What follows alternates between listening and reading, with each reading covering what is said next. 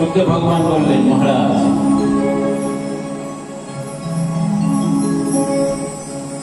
আর আপনার পরমায়ু মাত্র 4 দিন।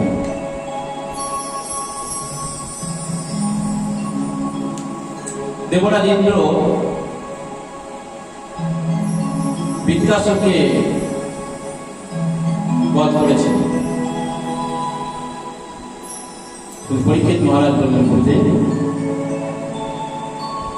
আমি তো সন্তপুরে শুনেছিলাম বিদ্যাসুর বড় ভক্ত ছিলেন, তাহলে দেবরাজ ইন্দ্র ব্রহ্মহত্যার পাপ কেন করলেন? তিনি ব্রাহ্মণ ছিলেন।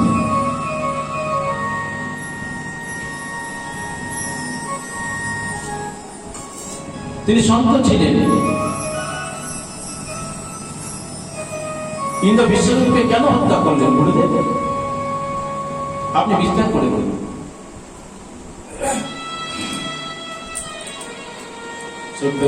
ভগবান বললেন, মহারাজ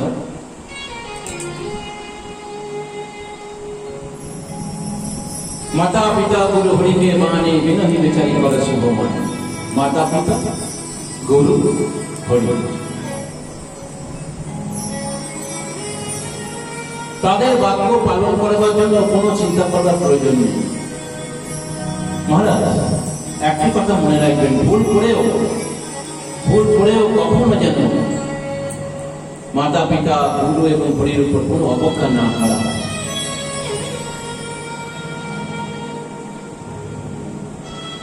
ইন্দ্র একবার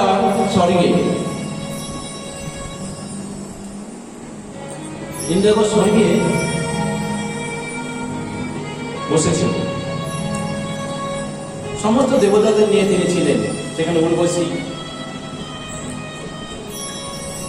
স্বর্গে যত দেবতা আছে, দ্বাদশ আদিত্য, সমস্ত লোকপাল, সকলের সঙ্গে ইন্দ্র মদমত্ত ছিলেন, আনন্দ করছিলেন। এমন সময় দেবগুরু বৃহস্পতি ইন্দ্রের সবাই প্রবেশ করে।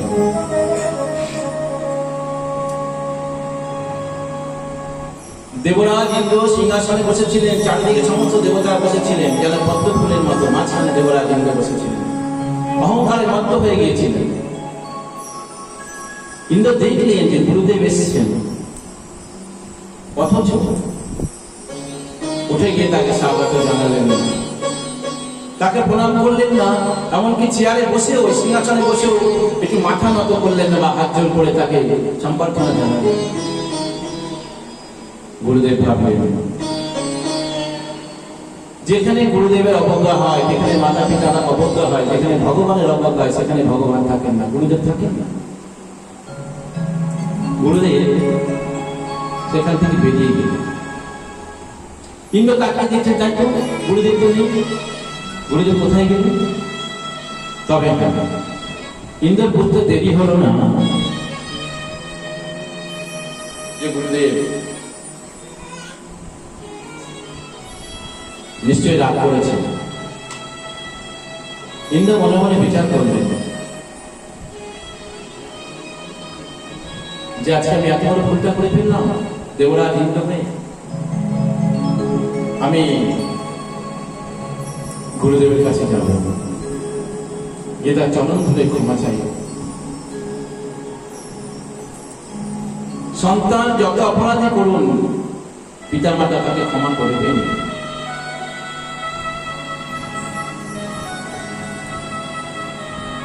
ইন্দ্র মনে মনে ভাবছেন গুরুদেবকে কোথায় পাওয়া যায়। তারপর রাত বাইরে থেকে বেরোলেন, বাইরে গিয়ে দেখলেন না গুরুদেব নেই, গুরুদেব অন্তর্ধান হয়ে গেছে।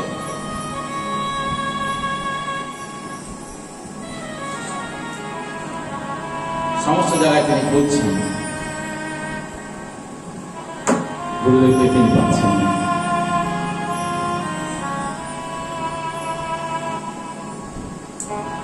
তিনি বললেন, শোনো সমস্ত দেবগণ, আমরা এখন ভগবান গণেশের বন্দনা করব, তারপর আমরা গুরুদেবকে যেখান থেকে খুঁজে বের করবো। গণেশকে খুশি করে, গণেশ ভগবানকে খুশি করলে তার সমস্ত কাজ সুন্দরভাবে হয়। সুতরাং বলেন ঋষিগণ সমস্ত দেবতারা মিলে গণেশের বন্দনা শুরু করলেন। বক্রতুণ্ড মহাকায় কোটি সূর্য সমপ্রভ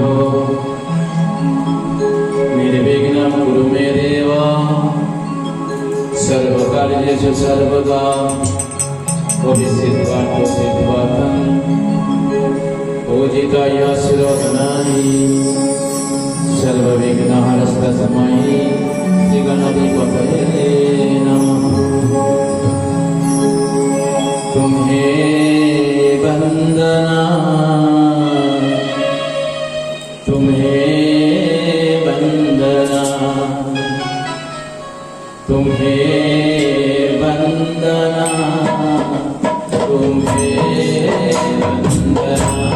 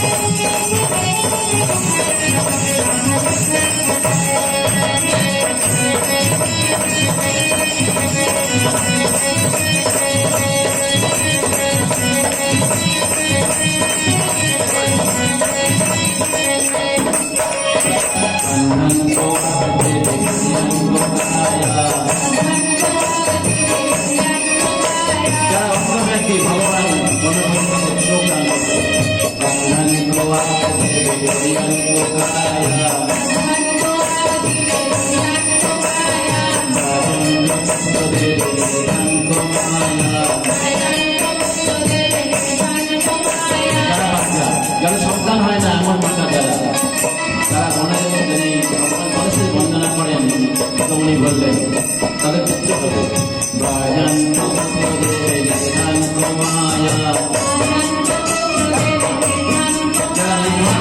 তাদের মর্ত সম্পত্তি পুত্র দেবে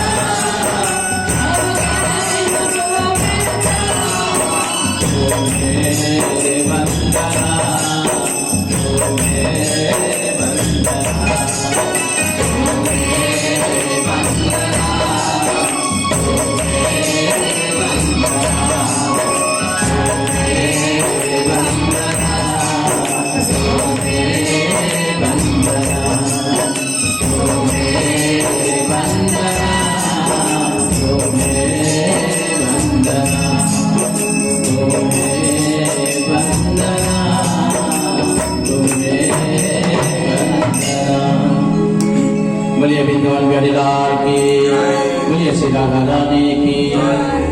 दोनों कारण जी नहीं जोड़े, जय राधे राधे राधे। सूत्र नहीं बोल रहे किसी को। सुखदेव भगवान बोले महाराज देवराज इंद्र অনেক চেষ্টা করলেন কিন্তু গুরুদেবকে কোথাও খুঁজে পেলেন না, কোথাও পেলেন না।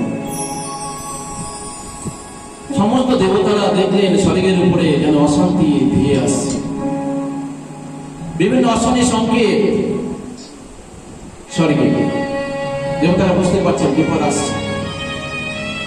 যে জীবের উপরে, যে মানবের উপরে গুরুদেবের হাত থাকবেন না, পিতা মাতার হাত থাকবেন না, ভগবতের আশীর্বাদ থাকবেন না, তার জীবন নরকের সমান। দেবরাজ ইন্দ্র ব্রহ্মার কাছে গেলেন, পিতা। ব্রহ্মা বললেন, দেবরাজ তুমি সাক্ষাৎ মহারাজ হয়ে এত বড় অপরাধ করতে পারলে? গুরুদেবকে এত বড় অপমান? পিতা আমার তো ভুল হয়ে গেছে। ব্রহ্মা বলে, শোনো, গুরুদেবকে ছাড়া কখনো চলে না মানবের জীবনে। তোমরা এক কাজ করো, তোষ্টা পুত্র আছে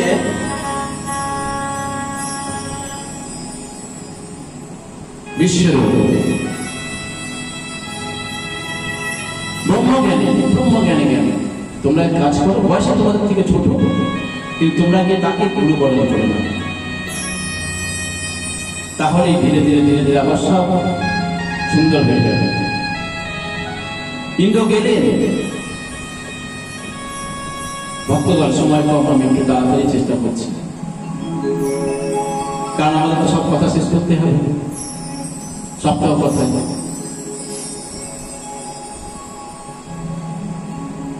তিনি গিয়ে বিশ্বরূপের চরণ ধরলেন। বিশ্বরূপ বললেন, ঠিক আছে দেবরাজ, এটা তো আমাদের কর্ম। বিশ্বরূপ ছিল সব ব্রাহ্মণ, উচ্চ কুলে জাত, দশটার পুত্র, দশটা ঋষি, ব্রহ্মবাদী, ব্রহ্মজ্ঞানী। বললেন, শোনো, আপনি তো মহারাজ, কিন্তু আমি দেখো ব্রহ্মজ্ঞানী, কিন্তু আমি শিলাজ ভিত্তি করে আমার সংসার চলে। দেখো শিলাজ ভিত্তি, শিলাজ ভিত্তি বোঝো বাবারা? তোস্তা ঋষি সন্তান বিশ্বরূপ বললেন, শোনো, জমিতে যখন চাষি ভাইরা ধান কেটে নিয়ে যায়, তখন যে ধান পড়ে থাকে, আমি গিয়ে সেগুলো কুড়িয়ে কুড়িয়ে নিয়ে আসি। ইচ্ছে করলে কিন্তু বিশ্বরূপ রাজমহলে থাকতে পারতেন, সোনা দিয়ে রাজমহল বানাতে পারতেন, কিন্তু ব্রাহ্মণের শিলাজ ভিত্তি করে সংসার প্রতিপালন করতেন। আর শোনো, মাঝে মাঝে বাজারে যাই, বাজারে গিয়ে যেখানে পাইকারি হাট হয়, বেচা কেনা যখন হয়ে যায়, সেখানে যেগুলো পড়ে থাকে সেগুলো আমি নিয়ে আসি, আমি সংসারটা প্রতিপালন করি। কোন ধন সম্পত্তির লোভে আপনার কাজ আমি করতে রাজি নই, যেহেতু আপনারা এসেছেন আমার কাছে, আমার কর্ম আপনাকে সাহায্য করব। দেবতাদের গুলো হয়ে গেল বিশ্বরূপ। ধীরে ধীরে ধীরে ধীরে স্বর্গরাজ্য আবার সুন্দর হয়ে উঠল, সুন্দর হয়ে উঠল। স্বর্গে আবার নতুন করে মেঘে ফুল, পুষ্প, পাখি সমস্ত ধীরে ধীরে ধীরে ধীরে স্বর্গে ফিরে আসতে লাগলো। দেবতাদের পরম আনন্দ। কিন্তু ইন্দ্র একদিন লক্ষ্য করলেন যে বিশ্বরূপ যখন যজ্ঞ করেন, যজ্ঞ যখন আহুতি দেন, তখন দেবতার নামে আহুতি দেন, আবার আস্তে আস্তে মনে মনে তার মামাদের নামে আহুতি দেন। বিশ্বরূপের মা ছিলেন অসুরকুলে, বাবা দশটা ঋষি, কিন্তু মা ছিলেন অসুরকুলে। ইন্দ্র দেখছে সর্বনাশ, কিন্তু আমাদেরও বল বৃদ্ধি হচ্ছে, ওদিকে অসুরদেরও বল বৃদ্ধি হচ্ছে। যোগে যাদের নামে আহুতি দেওয়া হবে তাদেরই বল বৃদ্ধি হবে। ইন্দ্র দেখলো ছমাস মহাবিপদ হয়ে গেল। ইন্দ্র যখন ধীরে ধীরে ধীরে ধীরে কি করলেন, বিশ্বরূপকে তিনি বন্ধ করলেন। ব্রহ্মহত্যা পাপ হয়ে গেল। কিন্তু তার পিতা দশটা মণি বললেন, কি এত বড় সাহস মহারাজ, আমার সন্তানকে ডেকে নিয়ে গিয়ে গুরুপাদে বরণ করালেন, তারপরে তাকে মেরে দিলেন। দশটা ঋষি যজ্ঞ করলেন, ভয়ানক যজ্ঞ শুরু করলেন। সেখান থেকে এক অসুর সৃষ্টি হল, তার নাম বিদ্যাসুর। ভয়ঙ্কর আকৃতি, ভয়ঙ্কর আকৃতি, বিশাল বড় চেহারা, বিকলতার চেহারা, ভয়ঙ্কর।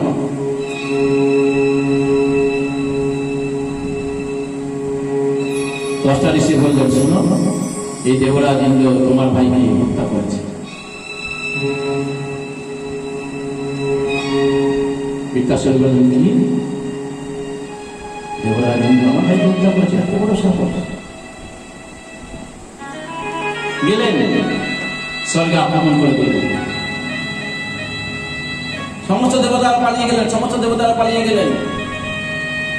সমস্ত দেবতারা লুকিয়ে লুকিয়ে লুকিয়ে লুকিয়ে বেড়াচ্ছে। পর্বতের খন্দরে, গুহায় সমস্ত লুকিয়ে লুকিয়ে বেড়াচ্ছে ভয়। কিন্তু কি করা যায়, কিভাবে বিদ্যাসুরকে বধ করা যায় বলে ভাবতে লাগলেন। তিনি আবার গেলেন ব্রহ্মার কাছে। সকল দেবতারা মিলে গেলেন ভগবান বিষ্ণুর কাছে। বিষ্ণু বললেন, শোনো, একটাই রাস্তা আছে, যদি বৃত্তাসুরকে বধ করতে হয়, বৃত্তাসুর ছিলেন বড় ভক্ত।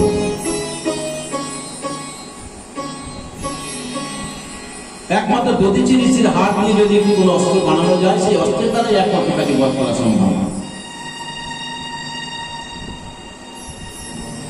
সমস্ত দেবতারা চলে আসতেন দধিচি ঋষির কাছে।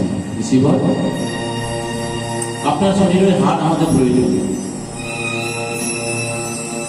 দধিচি ঋষি বললেন, মহারাজ, সংসারে মানব সবসময় শুধু নিজের চাই, নিজের ভালো ইচ্ছে হবে সেই দিকে তাকায়। আপনি একবার তো বিচার করলেন না।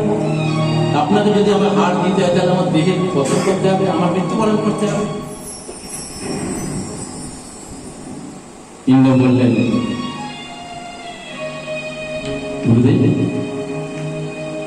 এই মরণলোকে জন্ম যার হবে তার মৃত্যু নিশ্চিত হবে। ধর্ম নাহি ভাই, পর পিলাসা মনে অধমাই। ধর্ম নাই ভাই, পরের ভালো করবার মতো ধর্ম নেই জগতে কিছু, আর অপরের ক্ষতি করবার মতো খারাপ জগতে আর কিছু নেই। তখন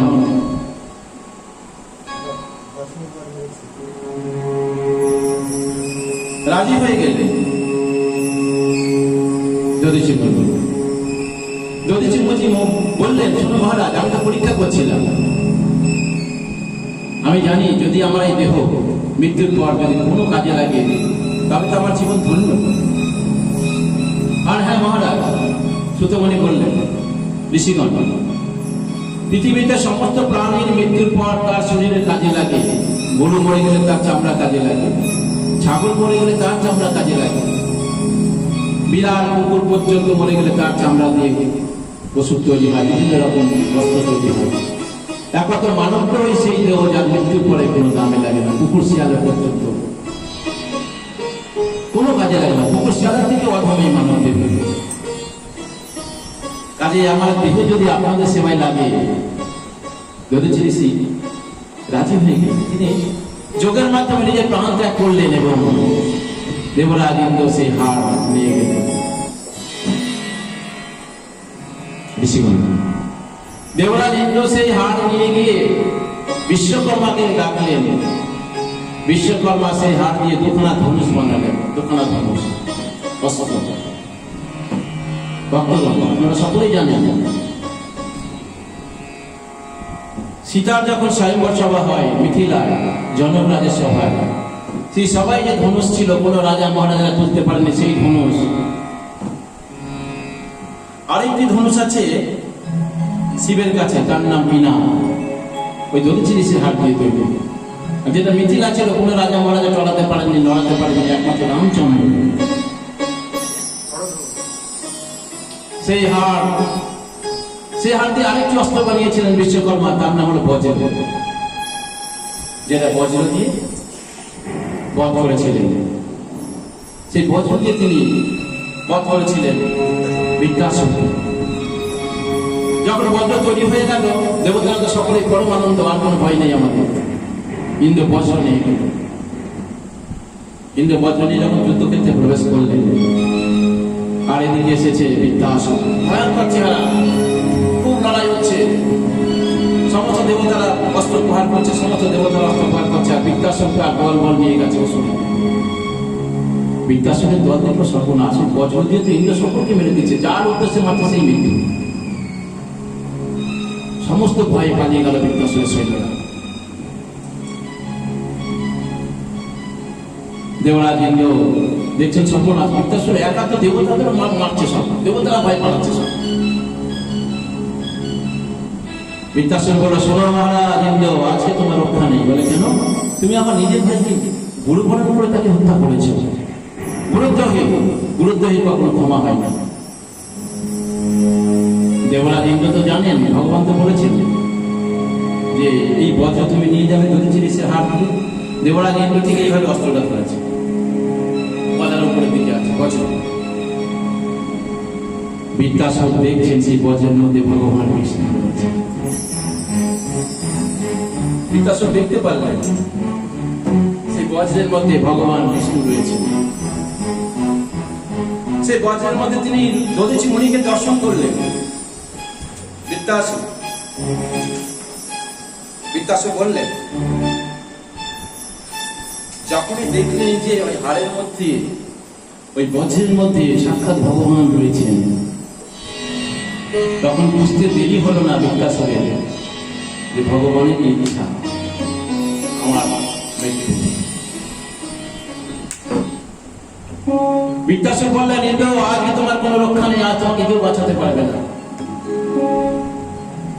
শোনো ইন্দ্র, তুমি যা পাপ করেছো তোমার ওই দেহ কোনো কাজে লাগবে না মৃত্যুর পর। কিন্তু আমি যদি মরে যাই, বৃত্তাসুর বললেন, আমি তো কোনো পাপ করিনি, জগতে আমার কোনো অপযশ হবে না। যখনই ভগবান বিষ্ণুকে দেখেছেন বৃত্তাসুর তার মনোভাব পাল্টে গেল। বললো, শোনো ইন্দ্র, দেখি তোমার বজ্রের কত বল আছে, দেখি তোমার ক্ষমতা। ইন্দ্র সঙ্গে সঙ্গে বজ্র প্রহার করলেন। বৃত্তাসুরের ডান হাতটা কেটে গেল। ভয়ঙ্কর চেহারা, ডান হাত কেটে গেছে, রক্তের বন্যা হয়ে চলেছে। ভালো করে বৃত্তাসুর দেখলেন বজ্রের মধ্যে ভগবান বিষ্ণু। ভগবান বিষ্ণু হাত বাড়িয়ে রয়েছে বৃত্তাসুরের দিকে, তুমি এসো। আহা, জীবন ধন্যতা, যাকে ভগবান ইশারা করে যে এসো, আমি তোমার জন্য অপেক্ষা করছি। সঙ্গে সঙ্গে বৃত্তাসুর হাত জোর করে বললেন, অহং হরৈতাব পাদাই কমলা দাসান দাস ভূমিদাসমে ভূয়া। প্রভু, তুমি আমার প্রতি কৃপা করো। অহং হরৈতাব পাদাই কমলা দাসান দাস ভূমিদাসমে ভূয়া। মনঃ স্মরে দাস পতর গুণাস্তে গৃহীত বাধু কর্ম করতো কাজ। আমি যেখানেই থাকি না কেন, যেন তোমার স্মরণ যেন করতে পারবো। আর ইন্দ্র তো অস্ত্র নিয়ে দাঁড়িয়ে আছে। ইন্দ্র আবার অস্ত্র প্রহার করলেন, বৃত্তাসুরের বা হাত আবার কেটে গেল। কিন্তু বৃত্তাসুর বলেন, ইন্দ্র, তোমার আজকে কোনো রক্ষা নেই। আবার বৃত্তাসুর হাত জোর করে যখন দেখছেন বজ্রের মধ্যে ভগবান রয়েছেন, ভগবান হাত বাড়িয়ে তাকে ডাকছেন, এসো, আমি তোমার জন্য অপেক্ষা করছি। বৃত্তাসুর বললেন, ভগবান, না না কপিষ্ঠম না চ সার্বভৌমম না পারমেষ্ঠম না রসাধিপত্যম না যোগ সিদ্ধির পুনর্ভবম বা পাঞ্চতি তৎপাদরজ প্রপন্না না না কপিষ্ঠম। বৃত্তাসুর বললেন, প্রভু, আমি স্বর্গরাজ্য চাই না, না তো সার্বভৌমম, দেশের সমস্ত পৃথিবীর রাজা হতে চাই না, না পারমেষ্ঠম না রসাধিপত্যম না যোগ সিদ্ধির পুনর্ভবম বা বাঞ্ছতি তৎপাদরজ প্রপন্না। প্রভু, আমি শুধু একটাই বাসনা করে অন্তরে, তোমার এই চরণের রস। জন্মে জন্মে যেখানেই আমার জন্ম হোক, যেন তোমার ভক্ত সঙ্গ যেন আমি করতে পারি, আর তোমার সঙ্গ যেন আমার থাকে। বৃত্তাসুর অস্ত্র প্রহার করতে লাগলেন। কিন্তু ইন্দ্র অস্ত্র প্রহার করছেন, বজ্র ধরে আছেন। আর বৃত্তাসুর যখনই প্রহার করতে যাবেন, তিনি দেখছেন ভগবান তাকে ডাকছেন, ভগবান ইশারা করছেন। বৃত্তাসুর আবার বললেন, ভগবান, অজাত বক্কা ইব মাতরং খগা স্তনম যথা বৎস তুলা ক্ষুধার্তা প্রিয়ং প্রিয়াইগ পুষিতং বিষমা মনোহর ইন্দ্রাকতি দীক্ষাতে তবা। অহং হরৈতব পাদাই কমলা দাসান দাস ভূমিদাসমে ভূয়া। আমি যেন তোমার চরণের দাসের দাস হতে পারি, যারা তোমার ভক্ত তাদের চরণ তলে বসে যেন তোমার কথা শ্রবণ করতে পারি। বৃত্তাসুরের মতো লোক হচ্ছে। আর প্রভু, বানর পাখি যখন ডিম ফোটে, যখন ছোট পাখি মা যখন খাবার আনতে চলে যায়, সেই পাখি সারাদিন তাকিয়ে থাকে কখন মা আসবেন, কখন মা আসবেন।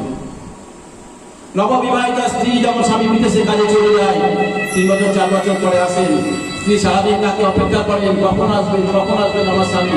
আকুল হৃদয় তাকিয়ে থাকে প্রভু, আমি আকুল হৃদয় তাকিয়ে থাকি, কবে তুমি আসবে, কবে তুমি আসবে, কবে আমাকে কৃপা করবে। তবে আজকে যখন তুমি এসেছো প্রভু, আমার শুধু একটাই নিবেদন, বলে কি, মামা কাম শ্লোক জনসু সংখ্যা সংসার চক্রে ভ্রমতি সকর্মভি। বলে প্রভু, আমি তো আমার নিজের কর্মদেশে সংসারের চক্রে বিভিন্ন জায়গায় আমি ঘুরে বেড়াবো, কিন্তু তোমার যারা উত্তম শ্লোক, তোমার যারা ভক্ত, তাদের চরণ তলে বসে যাবে, তোমার কথা শুনে আমি নাই বা ঘুরবো বলে যাবো, গ্রামে যেন যেতে পারি।